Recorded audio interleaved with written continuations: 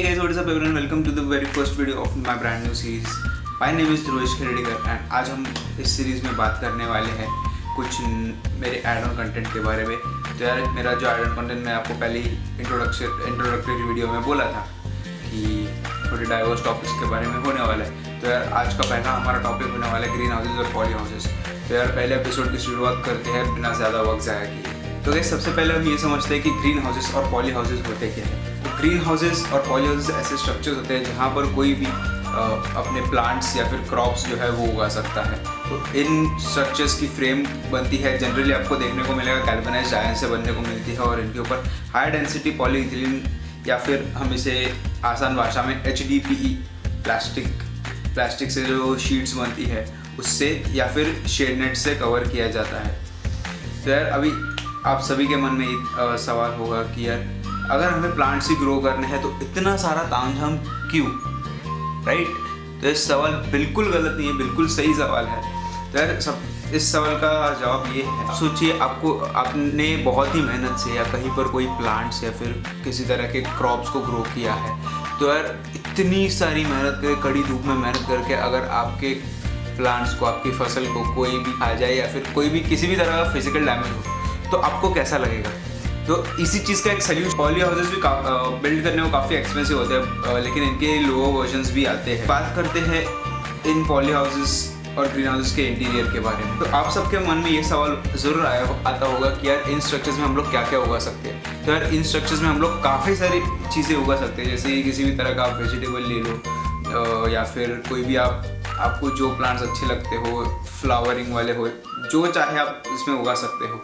Unnecessarily इसके size, ये पूरे स्ट्रक्चर के साइज़ में फिट आ सके। काफ़ी सारी सब्जियाँ जैसे जिन्हें हम सलाद के रूप में भी खा सकते हैं, जैसे कि लेट्यूस हुआ, ब्रोकली हुआ, पालक हुआ, फिर थाइम हुआ, काफ़ी सारी और भी बहुत सारी चीज़ें जिन्हें हम यूज़ कर सकते हैं हमारे रेगुलर खाने के सलाद में, इन्हें हम उगा सकते हैं।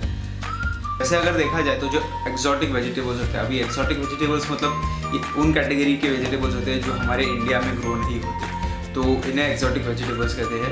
तो इनमें लेट्यूस आता है, ब्रोकली आता है, बहुत सारी है। तो इन्हें उगने के लिए कुछ स्पेसिफिक कंडीशंस लगते हैं। तो इन स्पेसिफिक कंडीशंस को फुलफिल करने के लिए हमें एक स्ट्रक्चर की ज़रूरत पड़ती है। तो यार यही स्ट्रक्चर जो होता है ये हमें पॉली हाउस जो है वो हमें देता है। तो इस पॉली हाउस में हम लोग ये एक्सोटिक वेजिटेबल्स भी ग्रो कर सकते हैं काफ़ी आसानी से। तो हमें एक्सोटिक वेजिटेबल्स इस स्ट्रक्चर में इतने आसानी से क्यों ग्रो कर सकते हैं? क्योंकि इन स्ट्रक्चर्स का एक सबसे इम्पॉर्टेंट बेनिफिट ऐसा होता है कि हम जो है हम इसमें एटमॉस्फेयर को कंट्रोल कर सकते हैं। हम एटमॉस्फेयर को इस कदर तक हम लोग कंट्रोल कर सकते हैं कि हम लोग जो मन में आए वो हम यहाँ पर उगा सकते हैं। हम इसमें इन स्ट्रक्चर्स में टेम्परेचर किस तरीके से कंट्रोल कर सकते हैं। तो काफ़ी सारे अलग अलग मेथड्स होते हैं जिससे हम इन स्ट्रक्चर्स में टेम्परेचर और एटमॉस्फेयर को कंट्रोल कर सकते हैं। जैसे कि फैन एंड पैड सिस्टम हुआ, यहाँ पर एक साइड पे पैड्स लगे रहते हैं और दूसरे साइड पे बहुत बड़े बड़े एग्जॉस्ट फैन लगे रहते हैं। ऐसा होता है कि जिस साइड पे पैड्स लगे हुए रहते हैं कि ईस्ट साइड पे आपको पैड्स लगे हुए दिखेंगे और स्ट्रक्चर के वेस्ट साइड पे यानी कि एग्जैक्ट अपोजिट साइड पे आपको दिखेंगे बड़े बड़े फैंस दिखेंगे। होता ऐसा है जब हवा ईस्ट से आती है तो वो इन पैड्स के थ्रू स्ट्रक्चर में एंटर करती है। और सबसे इम्पोर्टेंट बात, ये जो पैड्स होते हैं यहाँ पर, इन पैड्स पर पानी कंटिन्यूसली फ्लो होता रहता है जिससे कि ये पैड्स ठंडे हो और जो हवा अंदर आए वो अंदर आके, जो अगर बाहर गर्म है तो अंदर ठंडी होकर आ जाए। और यही हवा ये जो बड़े इंडस्ट्रियल लेवल के फैंस होते हैं वो खींच लेते हैं, पूरे स्ट्रक्चर में घुमाते हैं, सर्कुलेट करते हैं और फिर दूसरे एंड से बाहर निकाल देते हैं। इस तरीके से ये एक तरीका है टेम्परेचर को कंट्रोल करने का और एक्सोटिक्स को इंडिया में ग्रो करने का, क्योंकि एक्सोटिक्स का होता है कि उन्हें बहुत ही लो टेम्परेचर लगता है ग्रो होने के लिए। तो यार इसी तरीके से एक्सोटिक्स यहाँ पर ग्रो होते हैं।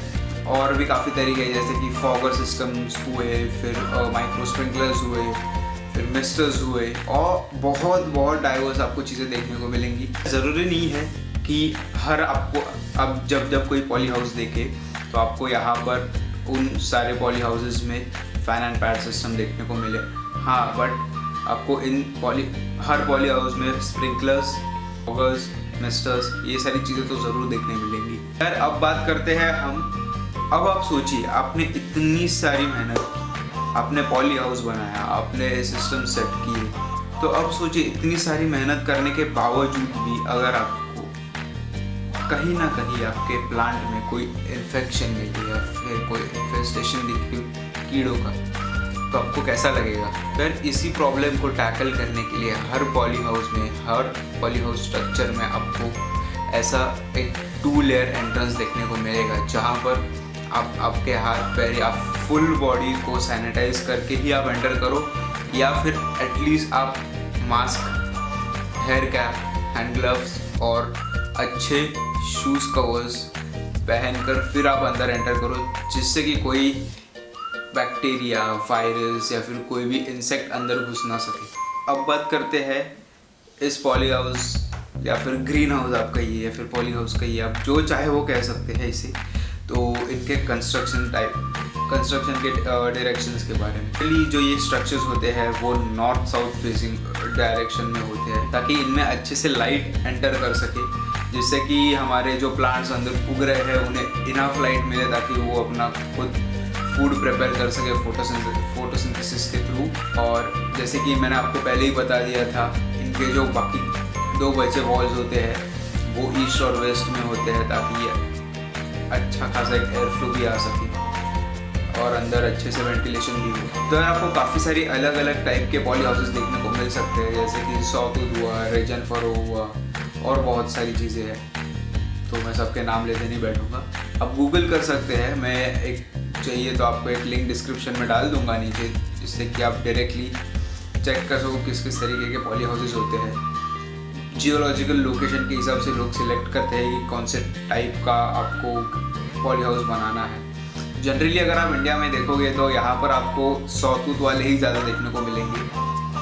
और हाँ, ये सारे स्ट्रक्चर्स बनाने को तो काफ़ी बहुत ज़्यादा एक्सपेंसिव हो सकते हैं। लोअर वर्जन्स भी आते हैं, जैसे कि अगर आप बैम्बूज को गाड़ के ज़मीन में उसके ऊपर आप अगर शेड नेट डाल दो और एक HDPE की शीट उसके ऊपर चढ़ा दो, तो एक लो बजट आपका ग्रीन हाउस बन सकता है काफ़ी आसानी से। तो यार ये हुए हमारे कुछ डिटेल्स ग्रीन हाउस और पॉली हाउस के बारे में। जनरली दोनों तो सेम ही है, बस डिफरेंस इतना पड़ता है कि पॉली हाउस में हम HDPE की शीट चादर लपेट देते हैं और ग्रीन हाउसेज में हम लोग सिर्फ शेड नेट्स लगा देते हैं। तो यार अगर आपको ये वीडियो अच्छा लगा हो तो लाइक करना, शेयर करना और कमेंट करना कि आपको ये सीरीज़ कैसी लगने, आपको इस सीरीज़ से और क्या क्या होप्स है। और प्लीज़ चैनल को सब्सक्राइब करना और इस वीडियो को शेयर करना उन लोगों तक जिनको शायद आगे जाके रिटायरमेंट के बाद अपने गांव जाके खेती करनी हो, उनको शेयर करना, या फिर जिसे एग्रीकल्चर या फिर फ्लोरिकल्चर जैसी चीज़ों को अगर परस्यू करना हो लाइफ में, तो उनके लिए भी काफ़ी अच्छी चीज़ें होती है। अगले वीडियो में हम बात करने वाले कुछ इंटरेस्टिंग टॉपिक्स के बारे में, जो है सॉइल और सॉइललेस कल्टीवेशन के बारे में। सॉइल कल्टीवेशन तो हम सबको पता ही है, पौधा लो या फिर कोई भी सीड लो, उसे ज़मीन में दफना, उस ज़मीन में गाड़ दो और उससे प्लांट बाहर आ जाएगा। लेकिन ये सॉइललेस कल्टीवेशन, तो इसी चीज़ को जानने के लिए आप अगले वीडियो को ज़रूर देखना, तो इस सीरीज़ के अगले वीडियो को, क्योंकि इसके बाद आपको एक व्लॉग मिलने वाला है। तो प्लीज़ सब्सक्राइब करना, चैनल को सपोर्ट करना और आपके थॉट्स ज़रूर इस कमेंट सेक्शन में बता देना, ताकि मैं और मोटिवेट हो सकूँ इस तरीके के वीडियोस बनाने। बाय।